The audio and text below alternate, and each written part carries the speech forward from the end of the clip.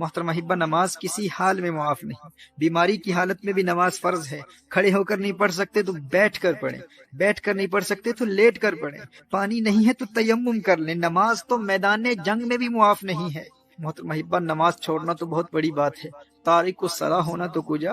ہمارے اسلاف تو اس تصور سے بھی ڈرتے تھے کہ کہیں نماز میں سستی کرنے والوں میں ان کا نام نہ لکھا جائے، یا نماز ضائع کرنے والوں میں ان کا شمار نہ ہو جائے۔ حضرت عبداللہ ابن عباس رضی اللہ تعالیٰ عنہما کی آنکھ میں پانی اتر آیا۔ لوگوں نے عرض کیا کہ اس کا علاج تو ہو سکتا ہے لیکن چند نمازیں قضا ہو جائیں۔ آپ نے فرمایا یہ نہیں ہو سکتا۔ میں نے نبی کریم صلی اللہ علیہ وآلہ وسلم سے سنا ہے کہ جو شخص نماز نہ پڑھے وہ اللہ جل وعلا کے یہاں ایسی حالت میں حاضر ہوگا کہ اللہ جل وعلا اس سے ناراض ہوگا۔ اللہ اکبر! کہا کہیں میرا اللہ ناراض نہ ہو جائے۔ حدیث شریف میں آتا ہے نا کہ من لقی اللہ وہو مودع للصلاۃ، جو اللہ جل وعلا سے یوں ملاقات کرے کہ وہ نماز کو ضائع کرنے والا ہو تو اللہ جل وعلا اس کی کسی نیکی کی پرواہ نہیں کرتا۔ وہ خود کو نیکوکار سمجھے گا کہ میری اور تو بہت نیکیاں ہیں، ٹھیک ہے میری نماز قضا ہو گئی تھی لیکن میں نیک تو ہوں، میں صدقات دیتا ہوں، میں نے مسجدیں بنائی ہیں، میں خدمت خلق بجا لاتا ہوں، میرے اخلاق اچھے ہیں، یعنی اس کی اور بے شمار نیکیاں ہوں گی۔ وہ روزے دار بھی ہوگا، اس نے حج بھی کیا ہوا ہوگا، وہ خدمت خلق بھی بجا لاتا ہوگا، صدقات بھی دیتا ہوگا۔ وہ کہے گا کہ میری اور بے شمار نیکیاں ہیں، میں ایک اچھا انسان ہوں، کبھی کسی پر ظلم نہیں کیا، میں نے کبھی کسی کو مارا نہیں ہے، میں نے کسی کو کوئی تکلیف نہیں پہنچائی۔ کہا کہ اگر وہ تارک الصلاۃ ہے، اگر اس کی نمازیں ضائع ہو جاتی ہیں، اگر وہ نمازیں قضا کرتا ہے تو اللہ جل وعلا کو قیامت کے روز اس کی کسی اور نیکی کی پرواہ نہیں ہوگی۔ یہ حضور اکرم صلی اللہ علیہ وسلم کی حدیث ہے۔ اور ایک حدیث شریف میں آتا ہے من ترک الصلاۃ لقی اللہ وہو علیہ غضبان۔ اللہ اکبر! کہا کہ جس نے نماز ترک کی قیامت کے روز وہ اللہ جل وعلا سے اس حال میں ملے گا کہ اللہ اس سے ناراض ہوگا اور اس سے اللہ کے غضب کا سامنا کرنا پڑے گا۔ محترم احبہ، نبی کریم صلی اللہ علیہ وآلہ وسلم نے ارشاد فرمایا کہ قیامت کے روز بندے سے سب سے پہلے اس کی نماز کے متعلق سوال ہوگا۔ اس سے پوچھا جائے گا نماز پڑھتا تھا کہ نہیں۔ اور ایک روایت میں ہے کہ وہ قیامت کے دن اس طرح آئے گا کہ اس کے چہرے پر 3 سطروں میں لکھا ہوگا۔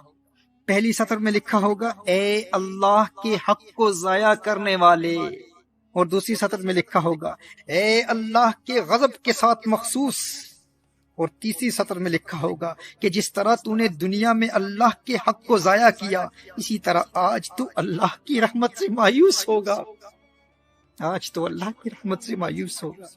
میں حضرت ابن عباس رضی اللہ تعالیٰ عنہما کے حوالے سے عرض کر رہا تھا کہ آنکھ میں پانی اتر آیا اور لوگوں نے عرض کیا کہ اس کا علاج یہ ہے کہ چند دنوں کی نمازیں قضا ہو جائیں گی۔ فرمایا یہ نہیں ہو سکتا، کیونکہ میں نے نبی کریم صلی اللہ علیہ وسلم سے سنا ہے کہ جو شخص نماز نہ پڑھے وہ اللہ جل وعلا کے یہاں ایسی حالت میں حاضر ہوگا کہ اللہ اس سے ناراض ہوگا۔ محترم احبہ، اگرچہ ان کے اس عذر کی وجہ سے نماز چھوڑنا ان کے لیے جائز تھا، وہ اس عذر کی وجہ سے ہرگز تارک الصلاۃ نہ ہوتے، لیکن انہیں اس بات کا خوف تھا کہ کہیں نماز ضائع کرنے والوں میں میرا شمار نہ ہو جائے۔ اور ایک روایت میں تو آیا ہے کہ انہیں کہا گیا کہ آپ کی نمازیں قضا نہیں ہوں گی، بس 5 دن زمین کے بجائے بلند لکڑی پر سجدہ کرنا ہوگا، یعنی زمین پر سجدہ نہیں کر پائیں گے، سجدہ کریں گے لیکن بلند لکڑی پر سجدہ کرنا ہوگا۔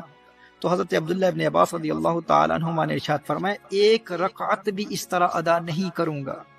میرے دوست، جسے سجدے کی لذت مل جائے وہ کہتا ہے کہ بھائی بینائی جاتی ہے تو جاتی رہے، لیکن ایک سجدے کی لذت سے جو روشنی اور بینائی دل کی آنکھ کو ملتی ہے اس کا مقابلہ و موازنہ ماتھے کی آنکھ کی روشنی سے کہاں کیا جا سکتا ہے۔ وہ ایک سجدہ جسے تو گراں سمجھتا ہے 1000 سجدوں سے دیتا ہے آدمی کو نجات، وہ سجدہ روح زمیں جس سے کانپ جاتی تھی اسی کو آج ترستے ہیں ممبر و محراب۔ ویسے تو مسجدوں میں ہزاروں سجدے کرنے والے ہوتے ہیں، لیکن جس سجدے کو آج ممبر و محراب ترستے ہیں وہ سجدہ کون سا ہے؟ یہ وہ سجدہ ہے جو اس قدر انہماک قلب اور حضوری قلب سے ادا کیا جاتا ہے کہ بندے میں ایسی انقلابی روح پیدا کر دیتا ہے کہ بندہ در در کی ٹھوکریں کھانے سے ہمیشہ ہمیشہ کے لیے آزاد ہو جاتا ہے۔ در در دیے در در نالوں در بن جا ایک دردا، چول کتا کیوں اخویندائیں در بن وقتاں وردا۔ جب وہ ایک در کا در بن جاتا ہے پھر اللہ جل وعلا اسے در در کی در در سے ہمیشہ ہمیشہ کے لیے آزاد کر دیتا ہے۔ جب وہ اللہ کی بارگاہ کا منگتا بن جاتا ہے پھر کسی اور کی بارگاہ میں جولی پھیلانے کی حاجت کبھی پیش نہیں آتی۔ در در دیے